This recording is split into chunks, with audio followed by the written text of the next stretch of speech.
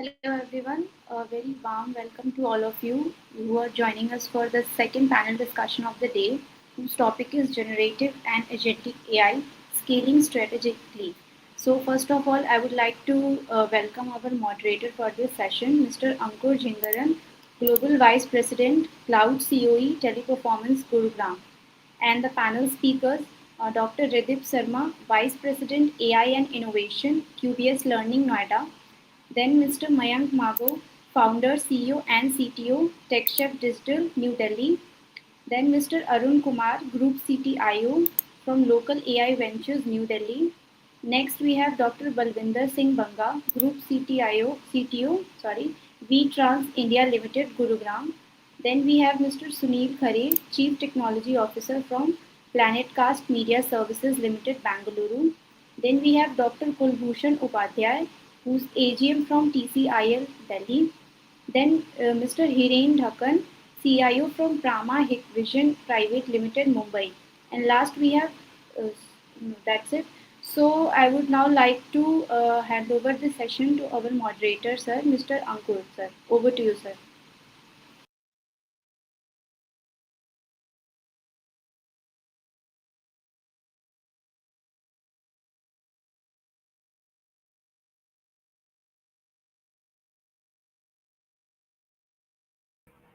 Mr. Ankur, you are not audible.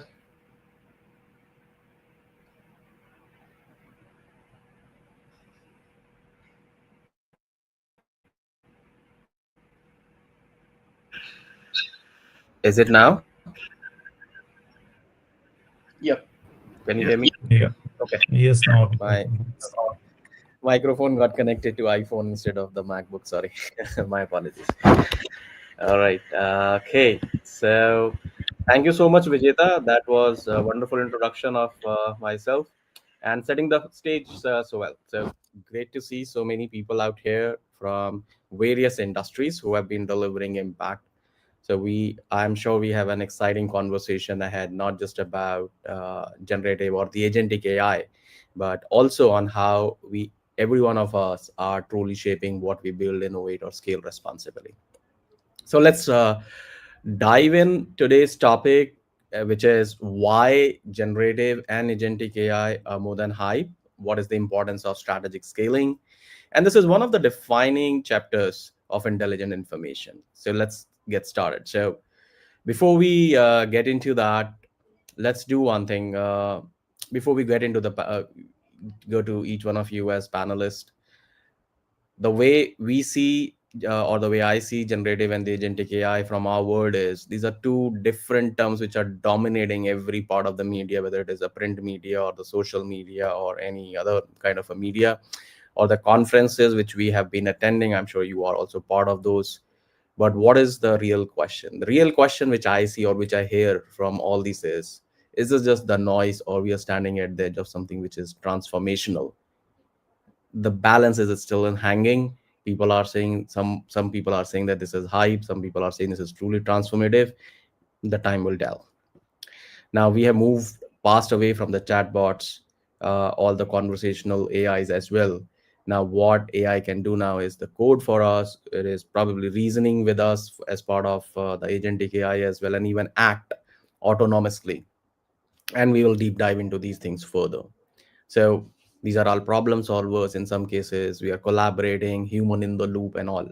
So we have moved away from the cool demos. We have moved away from showing that what it is capable of. Now it is more of a capability to the production grade deployment where the real test lies. It is not just about the boardroom presentation, but what we produce and what we deploy in the productions. So in this session, we will be leveraging or we will be harnessing the collective intelligence of all the esteemed panelists to dig into what it really takes to strategically scale generative and agentic AI, and how to make it secure, sustainable, ethical, valuable across the enterprises. So let's buckle up. Let's start it up. So before we get into that, let me request all the panelists to please do a rapid round of introduction. It will just help us, each one of us, to know each one of us better and set the stage for discussion. So may I request Mr. Dr. Ridip Sharma, please start with yourself. Hello everyone, a very good afternoon. Hi, I'm Dr. Ridip Sharma and I lead AI and innovation at QBS Learning. I have around 15 years of work experience in the field of AI, data science, and I have worked with various government sectors and industry. At QBS, we focus on creating AI-powered educational systems that personalize learning for students. And happy to meet you all and excited for this conversation. Yeah, thank you. Thank you, Dr. Ridip, for such a wonderful introduction. Mr. Mayank, can I ask you to please introduce yourself as well? Sure. Hi everyone, this is Mayank. So I represent TechChefz Digital. I'm the founder, CEO, and CTO for the same. So started back in 2017 with the vision of transforming enterprise ecosystems, more of like digitally covering consumer facing applications, employee facing, partner facing, and operational side. So trying to stitch together all the journeys. Overall, I have an experience of like close to 17, 18 odd years, and all into technology, enterprise transformations, digital ecosystems, and more specializing towards experience side of things, be it customer experience, partner experience, or employee experience, and then definitely complementing it with operational efficiencies. So, and last few years, AI has definitely been a transformational aspect in all these sides. And I never say AI is a separate initiative or a project. At the end of the day, every application, every experience, every workflow, everything has something with embedded AI into it, be it generative, be it agentic, but it has to be embedded AI in all different use cases that we have in all different applications. Very well said, Mr. Mayank. And we will come on to the use cases and the use of AI and generative AI and the agentic AI as we move forward in this discussion. I'm sure your inputs will be more valuable as well. So I'm just moving in the way the screen is showing me the names. So it is not in any of the order of the priority. It's just the way images are coming in front of me. So next, over to you, Mr. Suneel. Yeah, interestingly, I can hear only you, except, I couldn't hear any other panelists, like, when they speak. So let me introduce, I hope they will be able to hear me. So I'm Okay. Suneel. I came with around 2.5 decade of experience in the media technology space, played, various leadership role in the Samsung, Huawei, Z Entertainments, and I was in the US for almost 80 years, working closely with the Android founders back in 2005-6 timeframe. I was a part of the draft committee of ISO-based media specifications, which we called MP4 that we use today. And I was among the person who wrote the first fragmented MP4 player that we use today on the OTT media streaming.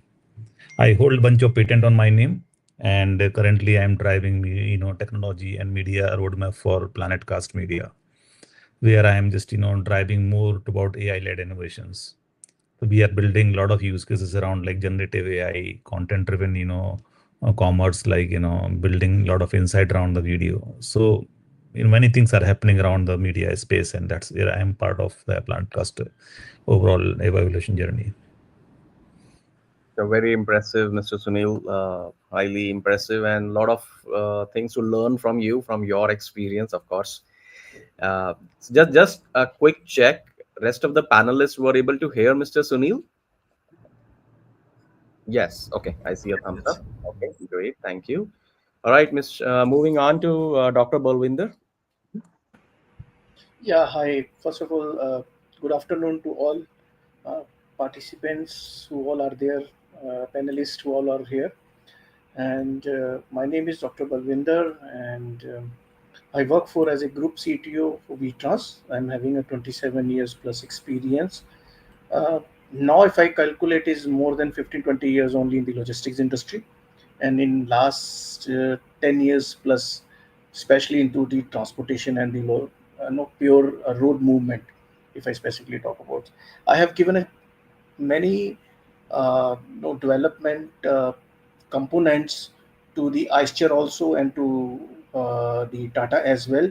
When we talk about on various ADAS system. And in fact, my book, my research paper, which is also got published in Tyler's book, as well as that's typically on the road logistics and how AI being used. My another book, which is already there, available on. I'm author for the two books. One is the Digital Highway, and second is Empower Not Overpower, which all both books are available on Amazon. And the purpose is, to bring and to see that how the community, the industry right now is revolving around the AI, and how we have to see that what exactly can be derived from the AI. This is a very short intro about me. Thanks once again to all of you. Wow, that's very impressive, Dr. Balvinder. I'm sure I'm already feeling blessed to be part of this group No, discussion. sir, I am blessed. I may be learning many things from today, from Sure. this session. Yeah, absolutely, absolutely. I'm feeling more blessed because there's so much of experience. Industry veterans are here. We are going to learn a lot of things, and probably we'll catch up one or two ideas which we can implement later on as well. Okay, moving on to next, Mr. Arun. Over to you. Great thrill to have it with you guys, learn from the experts. So I'm having 20 plus years of experience across industry. I'm fortunate to work with logistics, the media generation, the messaging applications, commerce, and now we are building a journey for a local business where local AI comes, where we are beginning from visibility, credibility to operational manageability. Either it can be a service oriented or product oriented business. So entire suite of 300 plus tools are there, and everything is powered by AI.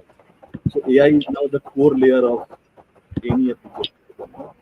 And of course, we are building it from of the agentic as well, and it's adaptable.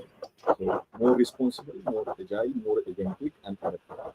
This is the core principle we have fixed. Actually, we are helping more than 65,000 businesses currently. So we are largest middle Mr. Arun, your mic is giving us so much noise along with your conversation. So I see that there may be some challenge. If you can just fix it out, because not able to hear properly. I'm not sure others are also facing the same, but probably yes. Maybe you're using Bluetooth. It is having some interference. of default mic. Okay, maybe it is not Still coming noise. out, or not coming out as clear.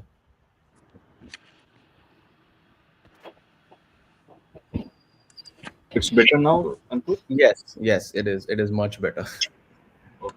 So there was some default setting and then MacBook setting, so I just switched. Okay. Okay. All right, but we were able to capture you what you were mentioning. If you have completed, then we can move ahead. Yeah, sure, we can move ahead. Okay, thank you, Mr. Arun, as well. So what I hear, this is the introduction which all the panelists have shared now, is that we are already into the agentic AI or the generative AI. We are already deep diving in our own respective roles, right? Everyone has almost said that AI is more of a horizontal, which is running in every part of business which we are delivering. It is not being considered as a separate vertical. So as we move forward, we'll continue to dive more into this, and we completely agree on this. It is horizontal. It is part of the life. Whatever we are building now, it is not going to be called out as, oh, this has got AI. Everything will get AI eventually. All right. So let's get started with the questions which I have for the panelists. And before we get into the specific questions and the panelists, let me ask a very intriguing question to all the panelists. What is generative or agentic AI in one sentence from your viewpoint? Though you have said a lot of things in your introduction, but try to say that in one sentence. What is generative and agentic AI from your viewpoint? Yeah, shall I start picking the names, or you would want to go from your Maybe, side? maybe let's start from me. If anyone Okay, has, go ahead. okay. So your question is very valid and very crisp. So I would like to give you an answer very simple way. When I say generative AI, we always talk about think and write. When we say agentic AI, we say that Now think, write, decide, and then act. So something when comes as now the acting has to be done, no action has to be prepared. I mean, then I think agentic AI would be the single word to contribute towards the entire thing. So Very well said, very Dr. Balvinder. simple, yeah, very Mhm. simple and crisp on this. Absolutely. Bang on. Bang on. Shall I go next? Please go ahead. Yeah, so for me, the AI is empowering the people and helping them to increase the productivity. So that's one line. That's how I see the AI. Very powerful statement, Sunil. Thank you so much. So, uh, Yeah. Yes, Sunil. generative Yes. So for me, generative AI and agentic AI plays a very important role in the AI domain. In one line, I can say generative AI is about creation, agentic AI is about execution. Yeah. Very well said. so All right. agentic I what think if I can add on top of that, so basically, see, generative AI in simple words, as mentioned, so it creates content, but agentic AI takes decisions, orchestrates actions. In today's time, we can deploy agents to assist humans. We can orchestrate business processes. So agentic AI is taking generative AI a bit more forward in terms of taking actions and executing steps, not just like reading the content and understanding the meaning and giving back a generative content. Absolutely. And I was expecting that kind of an answer to come from you, Mayank, because you are actually in the weeds of it. You are doing it in a day in a day out. So we'll get into the depth of these things. Thank you so much. Yes. like everybody says. So this generative AI is for creativity, generating words, and agentic give them decision making power. It's actual Absolutely. make them happen. The actions happen at agentic. Absolutely. Absolutely. Very well said. I believe each one of us has put in the same concept, and it is so amazing to see that everyone is talking the same language actually, but maybe using the different vocabulary, but the essence of all the statements is pretty much the same. See, my view for this is very, very simple. I put it in a very simple way. Generative and agentic AI for me like are like my two teammates who can imagine, decide, and execute.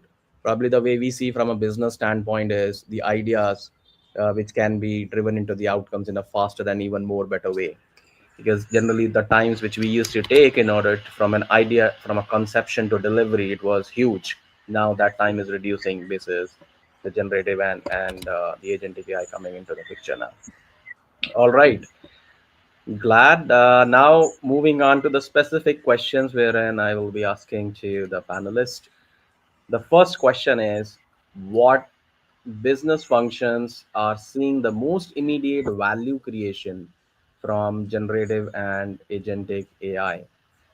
Uh, okay, Mr. Sunil, do you want to take that up as the first one? I don't see Mr. Sunil has. Okay, okay, I see him. Sorry. Or if you want to take some time, maybe Dr. Ridip or Balvinder, Dr. Balvinder. No, I'm back. Okay, Can you hear? sorry, Can you guys hear Yeah, me? okay, it got stuck okay, in between some thought. Yes, yeah, you please, are. please. Yeah. So I think the main as we already mentioned this earlier, like the AI is horizontal, like is touching all the business functions, and pretty much I see the main impact is coming, or the main business driver there. We see a lot of business outcome being delivered through AI is like the function where we as the operations, like the people, like I'm in media guys, like I see the content operation is a biggest function that we operate through delivering a lot of channels content through various platform. That is where AI is playing very critical roles, because we are bringing a lot of automations. The agentic AI is helping operators to do more work with less, and also creating a lot of new use cases, like workflow orchestration. Like earlier what used to happen, any specific scenario when we have to build like media pipeline, we have to create a one pipeline for one customer, second for second customer. But the AI become like very easy. We assess, like analyze the entire pattern and create on the fly. So if you have like OTT delivery, you have a different kind of workflow. If you have different delivery workflow, so AI is very much helping, like automating the operations, and that's where like the business function, which is very heavy on the operations, are getting more benefited. Absolutely, absolutely. Couldn't agree more on this. Couldn't agree. Very well put, Mr. Suneel. All right, moving on to the next question, and feel free. Any of the panelists wants to add on to this? Feel free to add on. It is not that one question, one panelist. We are more than happy to take your I answer. want to just add in one liner here. Wherever we see reputation is more, AI is having more importance there.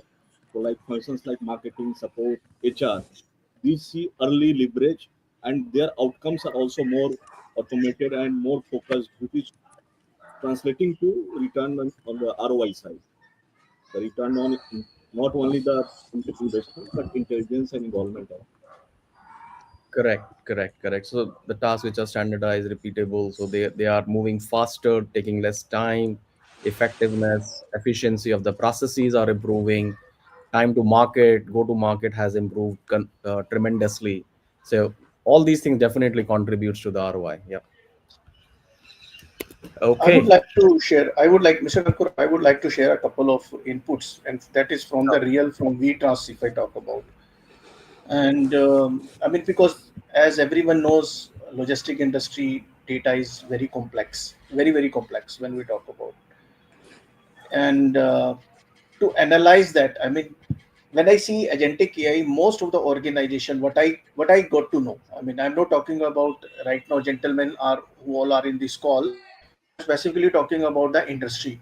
So when we talk about the Gen AI, they mainly talk about no customer experience. They talk about CRM, no lead generations, then chatbots and all that. But I think when I started this journey in my organization, I didn't pick up any of such use cases which associated with all this. I picked up my critical areas, that was my operations and my finance. And I'm telling you right now, 30% or 40% we have migrated. Migration is being done from there, from that system. Though I mean, definitely human intervention is required, but my entire reconciliation is already moved on the uh, from agentic AI. Now it is also start giving the information and providing the messages, start telling, or the, instead of giving the insights, it is now also start telling that what exactly to be done and what are the financials could be with what value, so that it can be corrected at a TMS level or maybe corrected at the Oracle Fusion level. So those areas right now is already, we are already working, and we have already reached to that benchmark that we are start getting those advantages. And thanks to the millions of the data which was already there available, right now my entire route optimization project is already migrated on my agentic AI. So entire team is there, beautifully integrated with the Copilot, and results are fantastic. I'm not saying 100% accurate, but I start seeing that 30%, 40% of achievement coming out from my own within my own organization, and they have start taking a reaping a benefit of that as well. Sure. Thanks for sharing this, Dr. Balvinder. And I believe that this 40% will gradually increase as well as we work on this and AI becomes better due to the technological advancement, and we try to coexist with AI. We learn AI better, and so these 40 will become 60, maybe 80 in very few months, the way AI is scaling right now. Let me direct the another question to you. Your answer was pretty convincing, and I just want to ask one more question out of your extensive experience. What differentiates agentic AI from generative AI from your perspective for the enterprises? If you can, if you want to Is that dive in, if you is have that is more. it? Yeah, yeah. Is that to me? Yes, yes. So Okay. out of your, Uh, because you were talking about agentic, do you have any use case for generative AI as well, wherein you are using Gen AI specifically to that? Otherwise, if in case you do not have any use case, we can jump on to the next as well. no, no, no. We do. We have Okay. recently designed. Yes. So what we are using? We are using a two frameworks of LLM as if now. One is of our Chat GPT, and second is of our Copilot. Though we have to migrate everything on a co-pilot, this is decided. But we have, when we started with the chat gpt, we started with understanding the insights. And we have approximately talk about 16,000, 17,000 lane across pan India which is running. And there is always a ad hoc lane when I talk about in the transportation industry which keep coming in. When I say lane, it does not mean my movement. See, we have a movement which is a PTL movement, means part load movement. So when we have a part load movement, it is a very difficult for analyze that what route to be followed. So either you have to follow the fixed route, but whenever you follow the fixed route, there is always definitely a challenge of at a one time that you cannot able to reduce the cost, because you know that the entire team at the ground is not a Howard's expert. They are not from that. They are very very low level of knowledge. They understand what is written and have to follow that process only. Now the layer above that is also having a very limited knowledge. They understand what is government saying, follow this route, go by this route vehicle, and without interpreting the thousands of the routes, what is actually happening with those. Probably there may be another route which comes out which could save a 10% or 20% of my operation cost. So no one has that capacity, and in a human, it when you have around 10,000 movements in a day, you cannot predict all that altogether. It's impossible for any human to do so. So in our first phase, we did it with our chat gpt. We have put a millions and trillions of data inside that to understand how this works and what is outcomes, how we can derive different types of route, how we analyze the rates, how we analyze the hamali, how we analyze loading unloading charges, how we analyze the toll charges. And the results were immediate. The insights data was immediate. Now second is coming as, now insights are there, have to plan the action. I mean, what we will do with this insight if we do not apply them. So now putting the another system there so that these insights can be derived. So we have slowly and slowly and peacefully we have executed both the models, and I think we are going in the right direction. Probably in next 7-8 months we will be at a mature and will become a first AI enabled transport company in India, which is following the entire AI model and giving their route optimization and standardization as well as a fuel efficiency using the AI. Wow, that's a very good objective and the goal which your organization has. Wish you all the best for that. I'm sure you will be able to achieve much faster than 8 months, the way you guys are going right now. Okay, so most interesting question right now is the next one, and this is actually open to all. Whosoever wants to answer, feel free to jump in. Is agentic AI truly autonomous decision making, or do we need HITO? Human in the loop still remains essential for that. Let me start with Dr. Ridip. If you would want to share your insights into it from a learning standpoint, and feel free the other panelists as well to jump in. Yeah, sure. So, in our organization, we are implementing agentic AI, and the outcomes that we get from that. See, we are an edtech organization, and the outcomes has to be truly monitored by at every step, because we are delivering it to our clients, and the clients are colleges, universities, then schools, as well as the large education partners. So we have to be very careful. So though we treat like we have our in-house small language model, which is treated on the data sets that we have been creating from the last 3 decades or so. But the thing is, whatever output comes out from it, we have very reliable subject matter experts, qualified subject matter experts, who sees all the outputs which come out from the agents, and then they make the corrections, and those feedbacks are again being inserted in the loop to the agentic AI.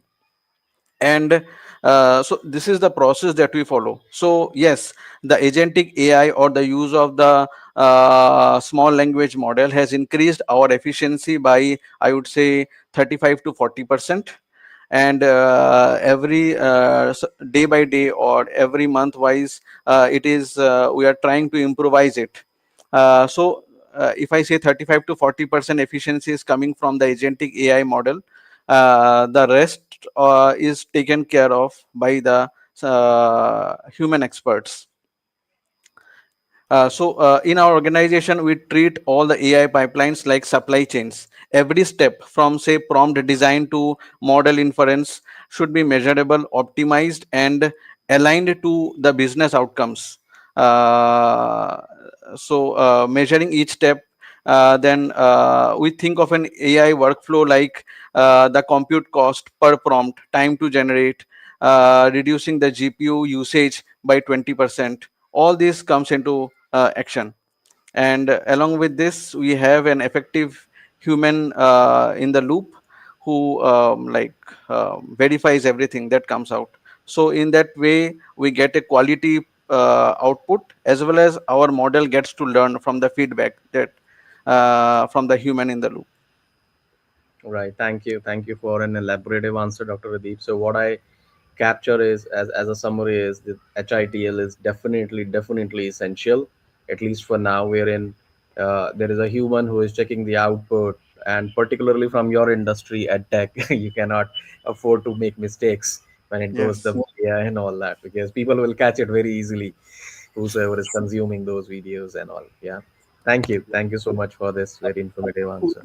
Any autonomous body, the autonomous city can give you without accountability anarchy system, and it happens in real world also, the physical social life we also see. So we should have a accountability and a process oriented. And because AI is still on the learning phase, it's going through its whole roller coaster ride.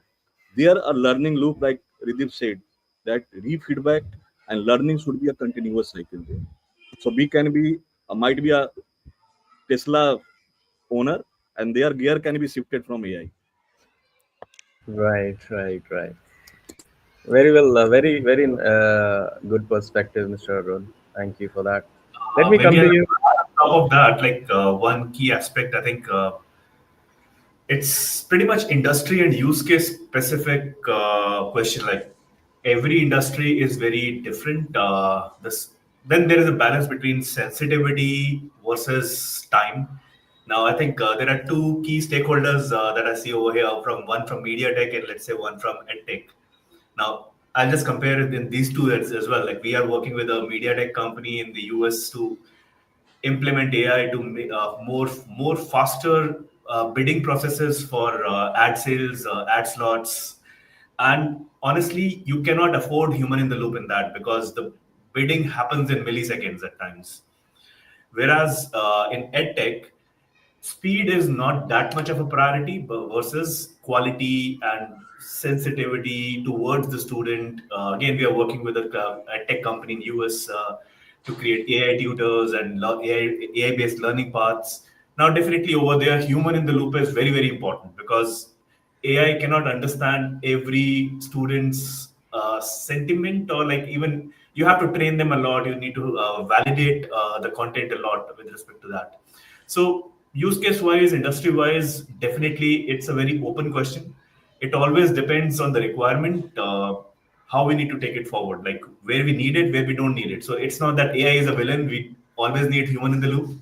Definitely, AI can be trusted in wherever humans are not even required in those aspects, like I mentioned about ad tech. Correct. I Very, was very a point. Yeah. real example with one of the good client. They are having approx 5 crores monthly budget on digital platform expenses. And there, what we did, that we embedded the human where they are qualifying the lead. Okay, so some part are going through bot, auto, the agent is calling and qualifying the lead, and then it's getting revalidated, and 30% calls are rectified where AI has said, okay, this is the good quality or good to have. And what we do, so suppose this is a good quality lead, it will go back to Meta and Google so that their learning can be fast enough. Or if it is bad, it will go into an exclusion cycle on their system. And here manually 30% are getting rectified. Might be slowly, with time it can be 1-2%. But if we add the feedback and training loop there, again system will be more powerful. And of course, with the speed, this is the key, like Mank said. So auction can be better, and again we have to keep the learning loop as well. Agreed. I Totally think I depends who think are we interacting with. Like in, as I mentioned in media tech, it's system versus system. So in system versus system, sometimes human in the loop is might not be required. But when the end consumer is a human, then definitely it makes more sense to have another human to validate what AI is taking forward. exactly. In fact, it depends upon the two elements. One is a low risk element, and second is a high risk element. So something which has to be done autonomous, keep it all low risk. Let it be with the autonomous. But is something which is a very high risk, then it has to be a human centric. So if I have to say something very quickly or in a one word, that agentic AI is a autonomous in execution, but definitely it's a guided decision in purpose. So we have to bring that chain alignment and then have to trust on the agentic AI. And slowly and gradually, maybe after a 7 year, 10 year down the line, probably that guidance will not be required. But it needs so much data, accurate data, sorry, not even data, accurate, efficient data to understand a system, that what it is talking about or what the execution happens post assessment. Oh, absolutely. I think data, as the cliche goes on, data is the new oil. Accurate data, unbiased data, maybe a structured data. That only helps. There are so many organizations which have come up, which are, for they're selling the vector databases now, which really helps the AI organizations. Okay, so pretty good discussion going on the use cases. Let me throw one more question from a use case perspective only. So let me come to you, Mayank. The question is, share a real deployment example wherein a Gen AI or agentic AI has driven measurable business outcomes for you. Sure. Like two of the best use cases I can tell, which I actually started the glimpse on. One for an edtech company in the US, Stride Learning. Since last 3 years, we have been developing a lot of edtech applications for K1 to K12 students over there. Now, which has all the aspects of tutoring, a learning management system, learning paths, AI-based learning paths, an ecosystem for student, teachers, tutors, and parents, and all the different journeys that whatever is required from K1 to K12, even the apprenticeships and internships for the later K1, K11, K12 students, and so on. But then the real factor is where we can bring in value in different use cases. Now, if I start that with a AI project, that let's build a chatbot, let's build AI. Honestly speaking, measurement of ROI on AI projects is very, very difficult, because usually companies, they start AI project as a separate project altogether. Instead, ROI can be measured on the application in which AI is being embedded and being implemented. Now, if my application XYZ, whatever, be let in this case be an tech application, if in this application I was earning a revenue of X, and if after AI implementation I have increased my revenue, and if I was spending something on application as Y, and if I've decreased the expense, in a way we have increased the difference between top line and bottom line on the application. That is the ROI, and plus it will definitely have some intangible ROIs also. But the problem that I see is people measure ROIs on AI projects, not on implementation in the applications. That's the major problem in the market.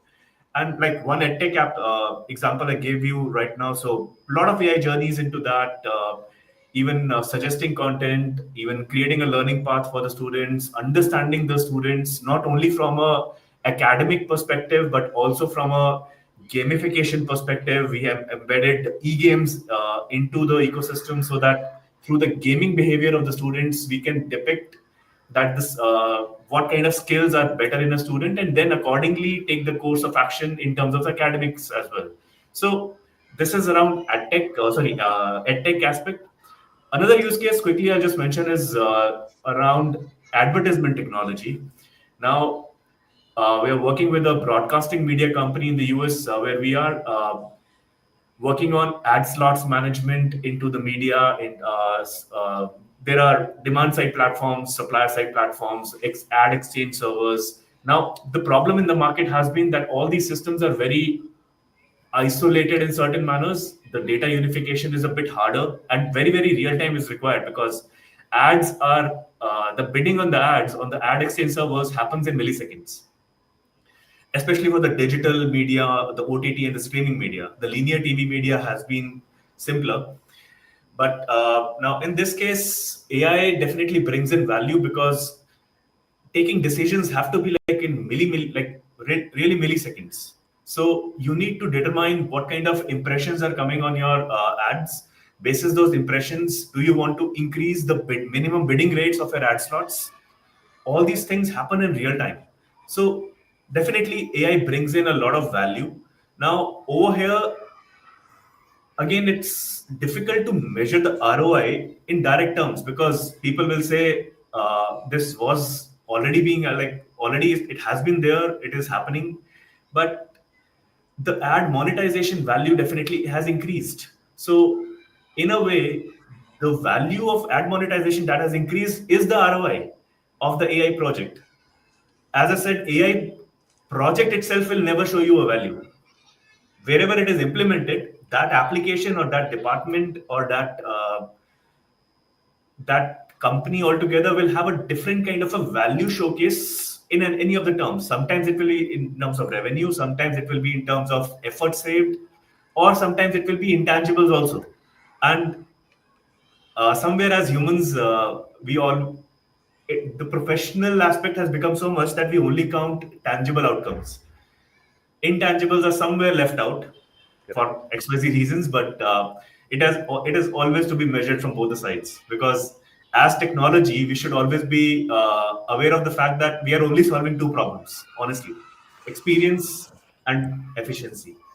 Now, experience has no tangible, like there are lesser tangible aspects in experience. I like it, I will use it again, but it will take time for the system to determine that what is the tangible aspect out of the experience. Whereas from efficiency, it's easier to measure the tangible aspects that, yeah, this much effort saved, this much cost saved. So just to close my aspect with it, try to measure things from both the sides. Intangibles, how better experience you're providing to customers, employees, partners, anyways, any humans basically in any of the manners, and then the efficiencies. Very well put, Mayank. So, since we are talking a lot about ROI and all, let me just throw an open question to the all the panelists.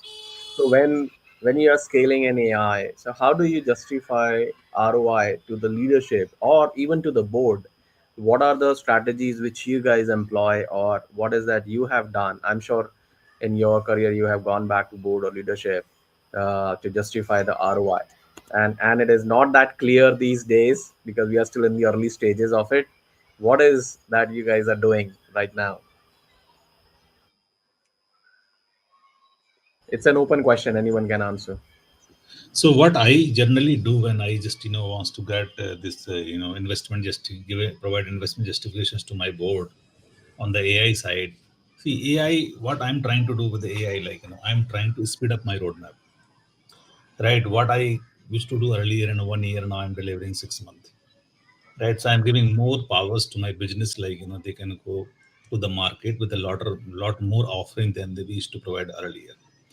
Right, so human productivity, having like lesser requirement of the human capital investments, replacing certain aspect of the human capitals with the AI is the theme or the pitch that I used to drive with the board, like and that's where they feel like because today, as we are discussing, AI is evolving. You cannot say like we have like final state of the product where we will use and deliver X and Y outcome.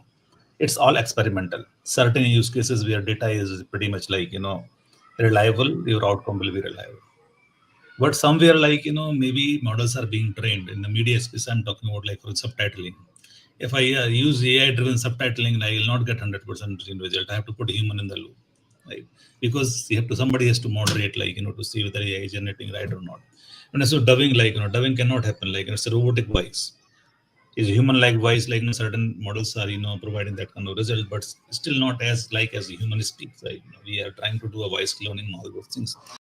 So as we discuss, AI is evolving, and to justify the investment, only thing is that guys, I'm going to speed up my roadmap. I'm giving you more, and there'll be the less. The investment is we are putting for the future, where we are bringing more additional capability, and this is the right time. If you don't take this AI wave right now, you will fail. Just you miss the bus.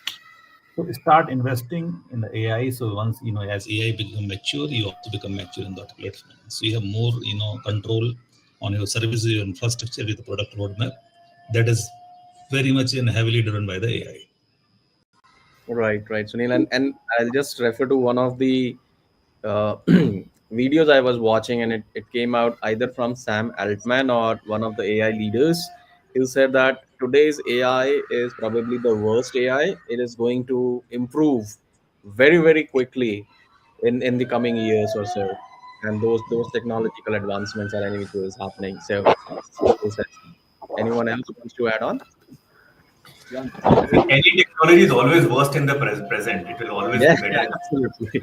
Yes, It's a statement for any possible aspect, be it cars, be it aeroplanes, be it anything. yes.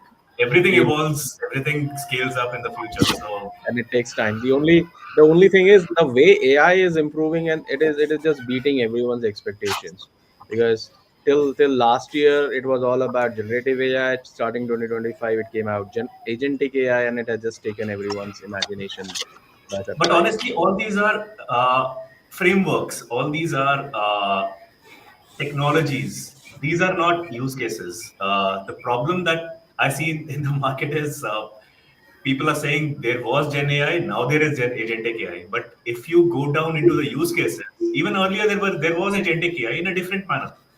Yeah, There were workflow automations, there were robotic process automations. All these were some form of agentic AI.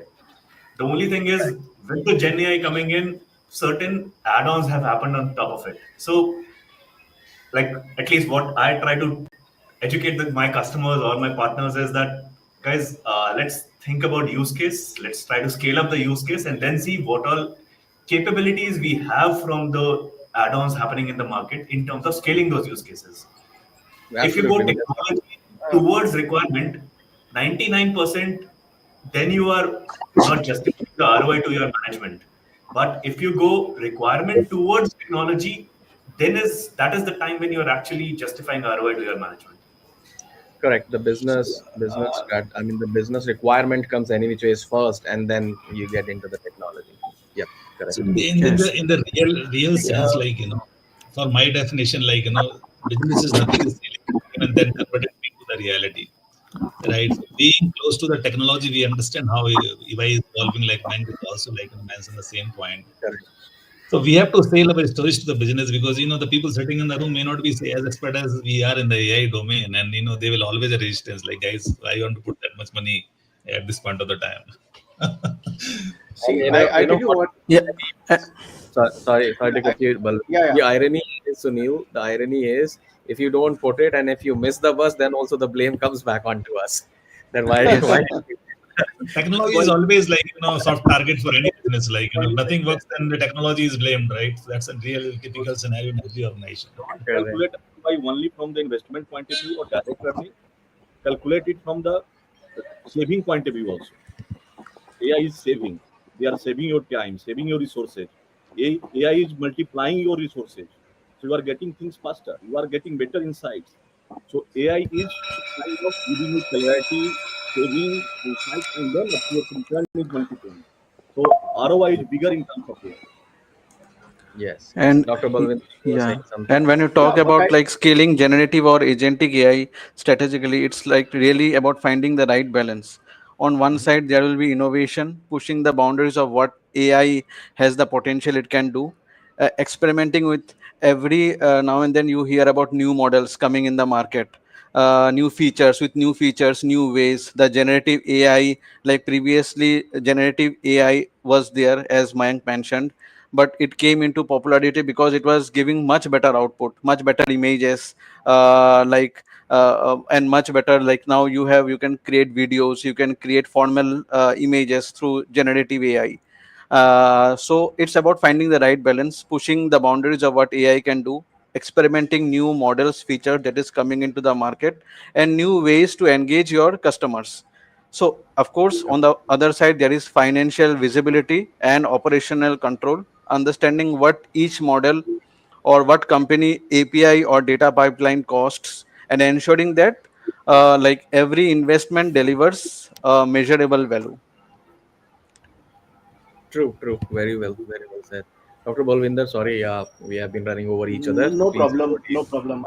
Yeah, absolutely. It's a wonderful discussion. I mean, everyone has their own point of view, but still, I would like to share one thing is, see, it is very difficult when you start selling something to the board and telling it this is a new technology. First of all, we have to stop saying that AI is a technology. It's not a technology.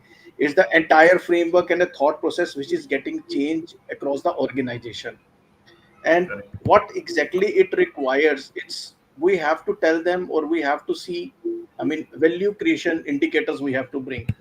Definitely we cannot bring immediately a tangible benefits like no immediate cost saving, immediate something cannot be done, but it comes with the time. It comes with a, we know that a future a decision will be given to the computer, so you probably would be requiring a less manpower and more efficient, more scalable, which cannot be done in past. Even in past, there was so many technologies, RPA and all that were there. But what they were doing it, it's a process automation. They talk about automation of the process, which is define what you do. They does it in a similar way by recording the sessions, by recording it, maintaining it, and what exactly the no the recording the key factors. Here now things has been changed because the entire model is working on the data.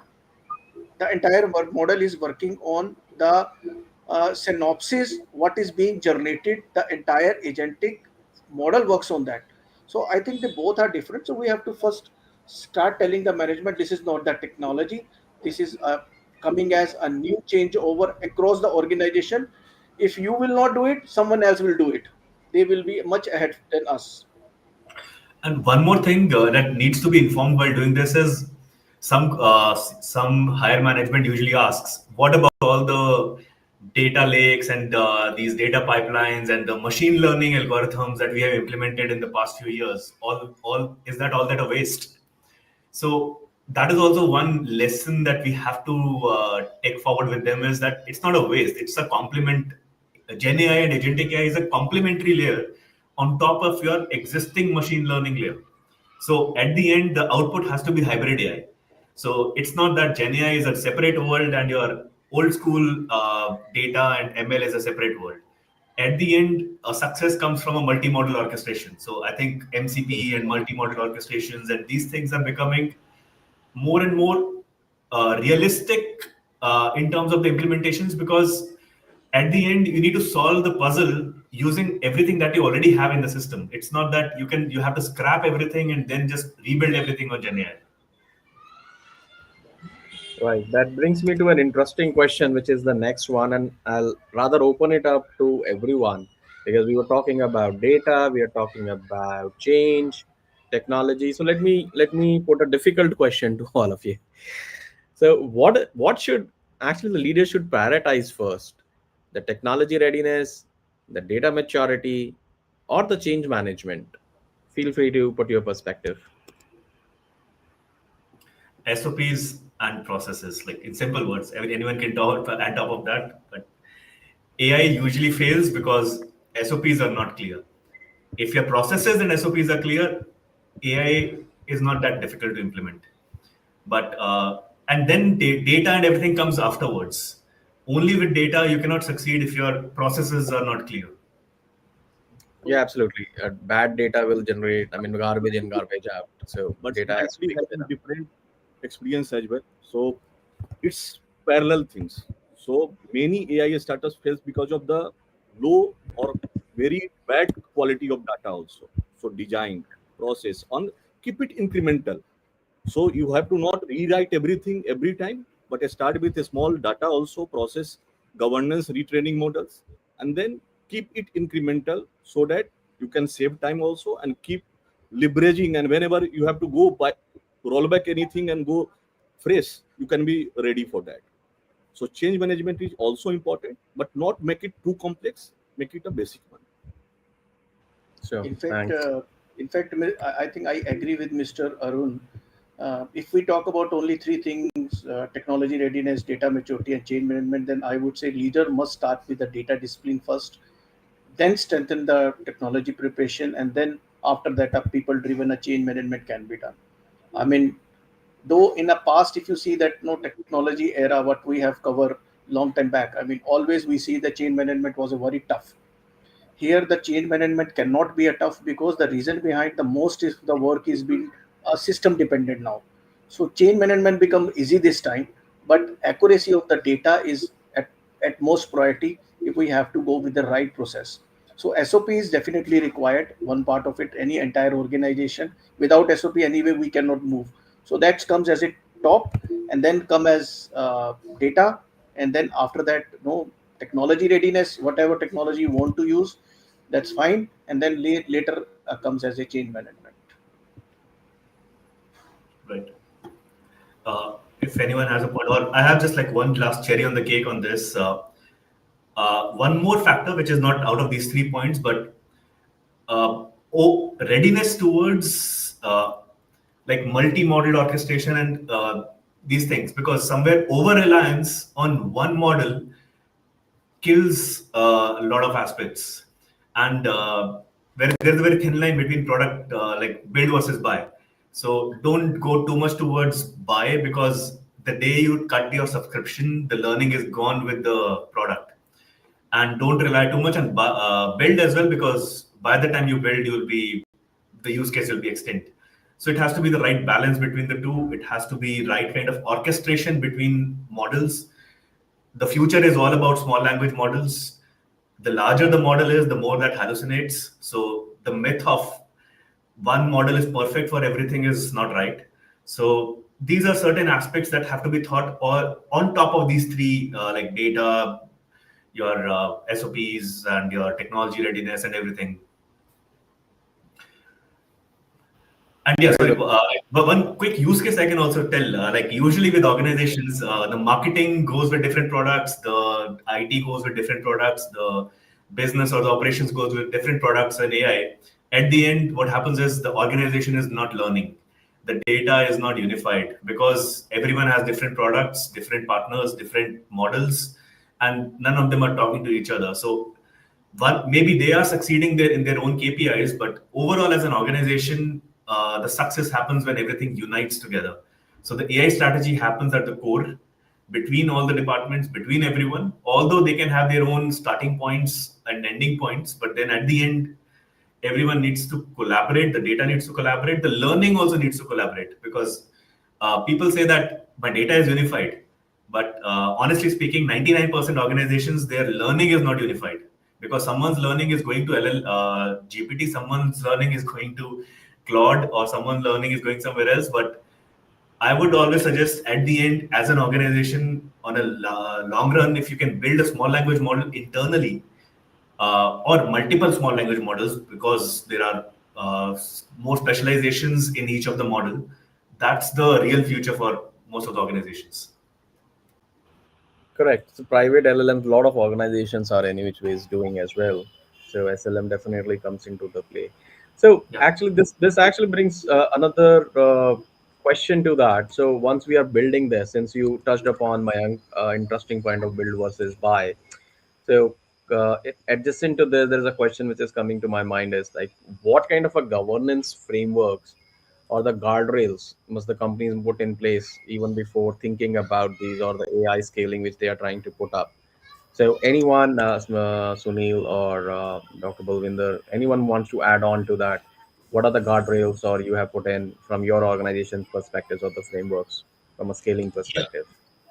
Yes, so I think when it comes to AI, the main guardrails that I just put across to my team is that, like, make sure you have, if you are using cloud AI or kind of, models to generate the code, make sure you understand at least readability has to be there on the code. if something goes wrong, it shouldn't happen. Like, it's completely black box for the people. Like, it's hard to fix the problem. Second comes to security. Any code that you are writing or that you're generating through AI, make sure like, security is being taken care of. Because if you are generating any token algorithm or anything through AI, de-tokenization can also happen through AI. So there's no point, having that kind of security, because anybody can break that security aspect of it. Third one is like, how to own the, IP. Because you are building through AI, you don't own that IP, right? So you have to have like, human in the loop, like, who are building the core functions or features. So we can claim that's our own, IP. Otherwise, like, it's become very difficult to compete in the market, because I'm generating things through AI and my competition also using the same AI. It becomes like, very hard to compete. So have something like, which is USP to us, that is your own IP, and that can create differentiation in the market. So these are the few things that I always put as a ask when this comes to the AI driven development process. All right, thank you. Thanks. That's very insightful, Mr. Suneel. Anyone who wants to add on or bring a perspective? So I feel that, yeah. Sorry, please. Yes. So I feel that guardrails like allow us to scale generative and agentic AI confidently. Like in edtech, in my organization, like we ensure that AI generated contents are not just accurate but also age appropriate, unbiased, and compliant with like privacy regulations. Without guardrails, like AI might produce unsafe content, make incorrect decisions. So the technical measures we take is like restricting the output to curriculum aligned formats, prompt engineering, output filtering, or I can say rule based overrides, monitoring and logging, track AI decisions, inference patterns and anomalies in real time.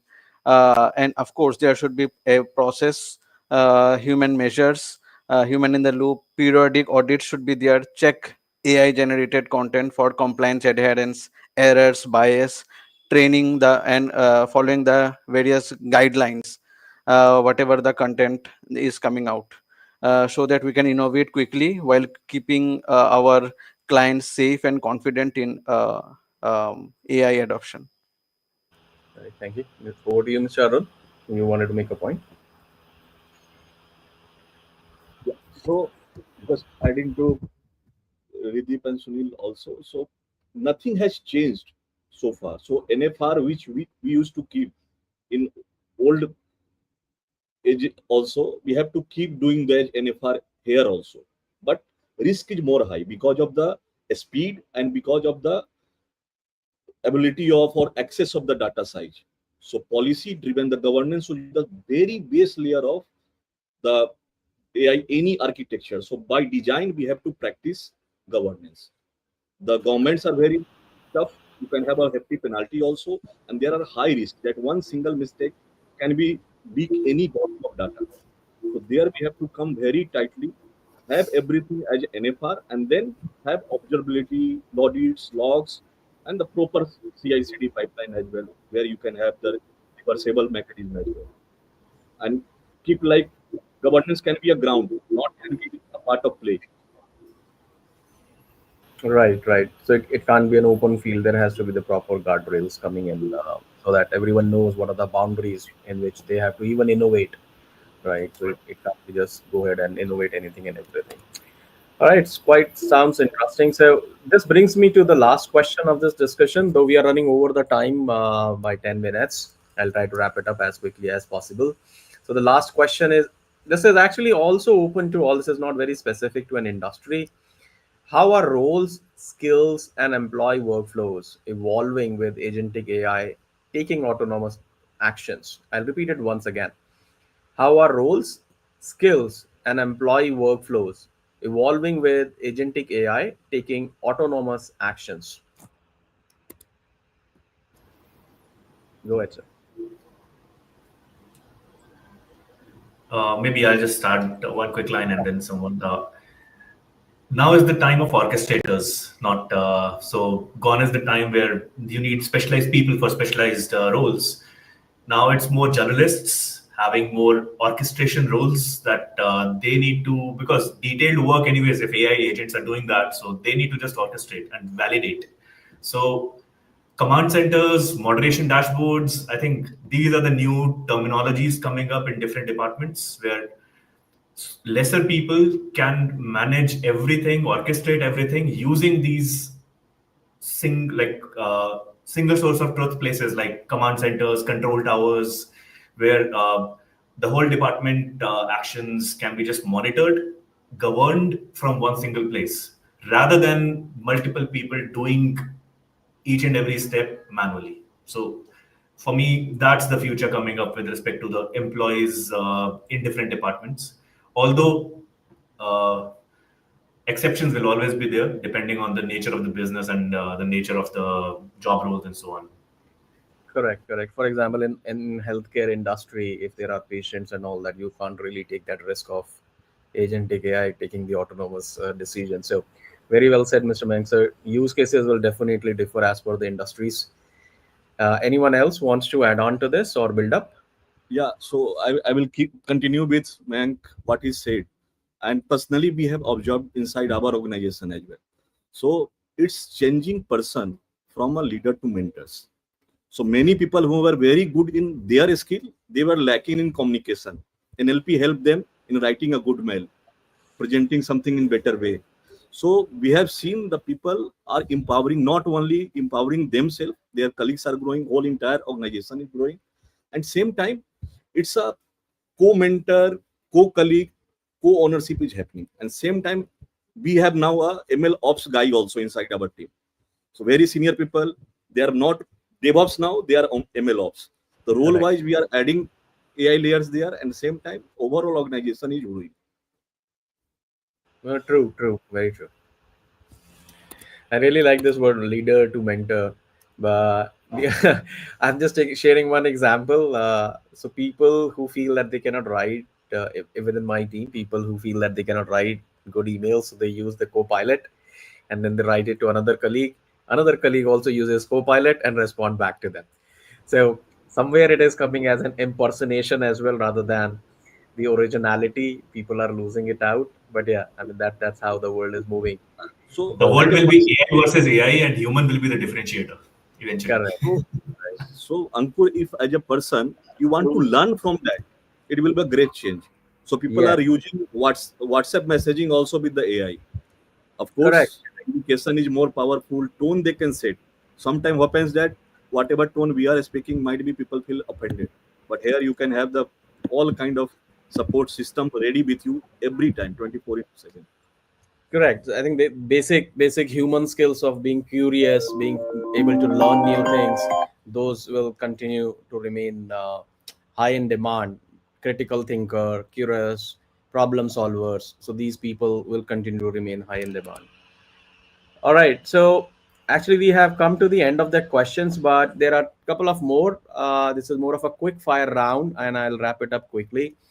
So I will request all of you to complete this sentence, which I'm going to ask you. This is a fill in the blanks for you. Okay, the question goes like this: Agentic AI will dash. Whatever comes into your mind first, just throw it out. Systems in teammates. Future.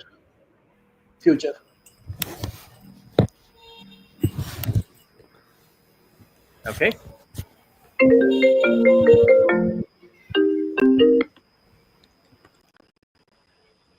Sorry. Anyone else? I am audible. Yes, you are. You are. Sorry, my. Yes, Arun, you are audible. So agentic AI will turn systems into teammates.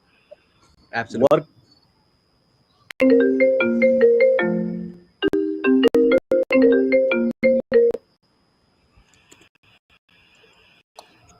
Will improve the efficiency. Okay.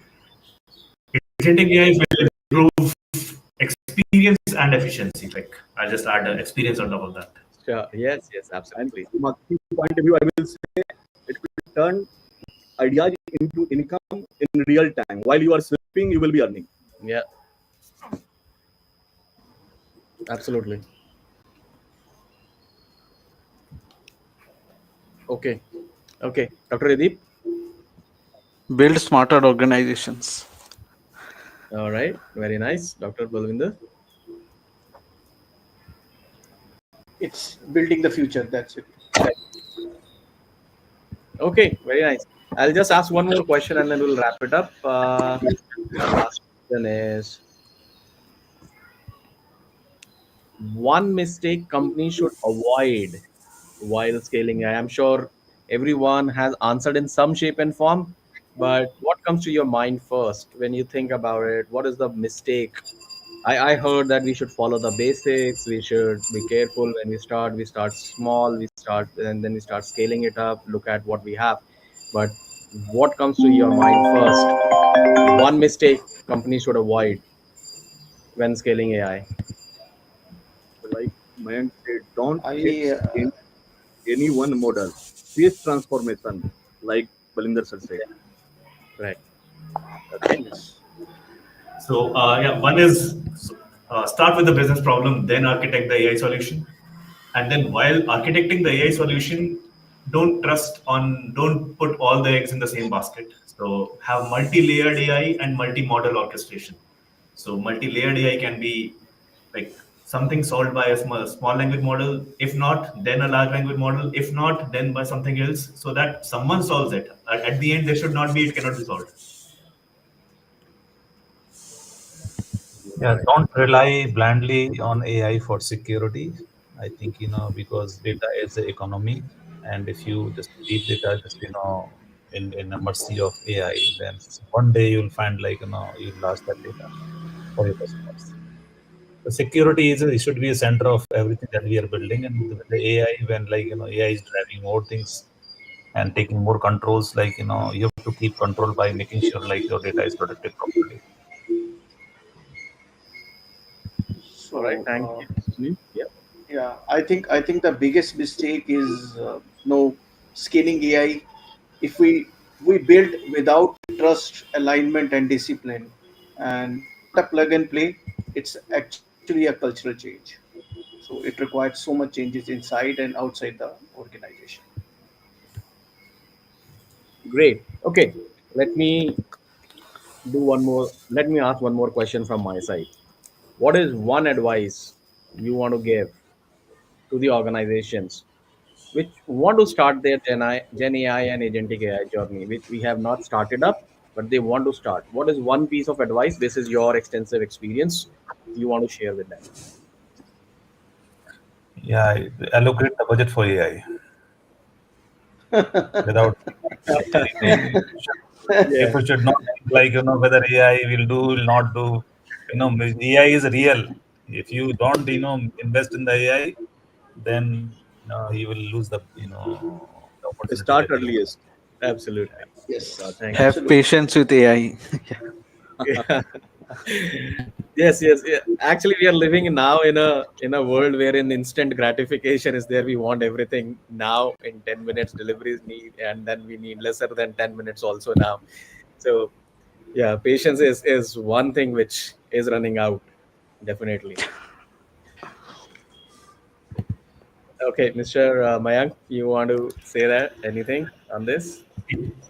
Your Not in terms advice? of AI, but overall, see, change is the only constant. Even with AI, change will be the only constant. So don't over trust or over rely on something that you're doing right now, because every 2 3 months AI is like growing in a very drastic way. So always there will be changes.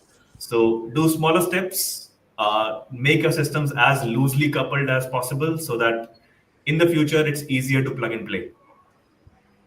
Correct, correct. I think the thoughts which comes to my mind basis the discussions which I have captured from all of you, the insights. I think it is more about to start small, think big, and scale smart. Don't just go beyond, run behind the technology thing from a business perspective, the problems which we're trying to solve.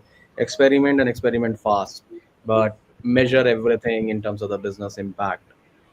This really helps any organization to even go to the board, get the funding around it, and then start working around it. All right, this brings us to an end of this insightful discussion. Um, and honestly, what an amazing conversation with all of you. We really heard the use cases which are coming from your industry, your own experience, not from any academics or something, which is driving impact when it comes to the data. We talked about the data, we talked about the strategy, we talked about the business impact. One takeaway which everyone talks about is, and it also came out very clearly in this discussion, is that scaling AI isn't just about the technology. It's about bringing the clarity and how we think, how we talk about the business, the processes which we build around it, the data which we cater to. A big thank you to all the panelists for sharing their experiences from their respective industry, the use cases, and tuning in for being part of the journey. I think the story is still being written for AI, and each one of us is playing a role into this. And I'm sure each one of us will definitely cross our paths again. So thank you so much. And back to you, Vijeta, if you are there, if Sure. you are part of this discussion. Thank you, All of Ankur, you. for Thank you. nicely Thank you, moderating it. Ankur. Thank you, Thank everyone.